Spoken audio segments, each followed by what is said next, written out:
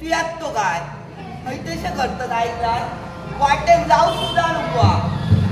लहान लहान पोरा अशी धाक मारतात शकला येईल आता काय करतं बरं या पोरांचा बोलाक नको बोलाक गेला ना त्यांच्या औषध करा घेता काय करतलं मी आता कमरेत वाकडा झाले काय माझा दोष असा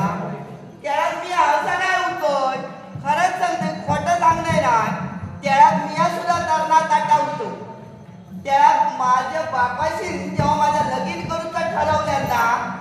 त्यावेळेला पुढाऱ्याने रांगेच्या रांगे लावलेली घरच्या मौलीले घराकडे घराकडे आणि मनाक लागले चढवाचं लगीन करूचा बापूस मधू मनात होय तर चढवाचं लगीन केलंय काय मी बाई सुटले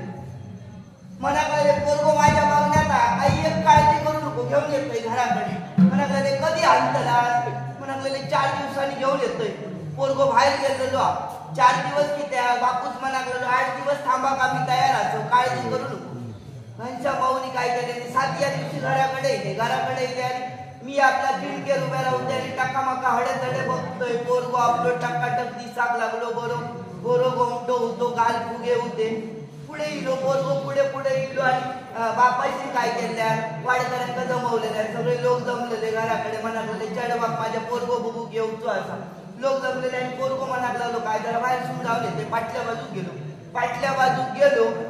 आणि आवाज दिलो धाप करून आवाज दिलो आणि वापस मनात लागलो हो सगळ्या पाठच्या बाजू आवाज करतोय बघ तरी मी आपल्या पाठच्या बाजूक गेले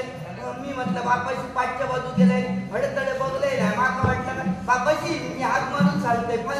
फणस पडलो असतो मनात लागलो फणस पडलो असतो घेऊन आधी पाहुण्यांना जाऊया गेलोय आणि पोरगो आपलं काय करता हडतडे इसपता एका हातात कवडी दातांची आणि दुसरी स्वतः मी म्हटलं देव बरोबर आहे का काय आता करतलं ह्याच्या कोणात एक सुद्धा दात नाही मी आपला पुढल्याला गेले आणि बापाशी चाललंय बापाशी ह्याच्या म्हणा लगीन बाबा माका करूचा नाही असं कशा म्हटलं पोरग्याच्या तोंडात एक सुद्धा दात नाही सगळे वाडकरी जमलेले नाही का बापाशी सांगल्यात म्हणाक लागले का कोणाचा माझ्या लगीन करूचा नाही घरच्या माऊल केलात तर बरा केलात माझ्या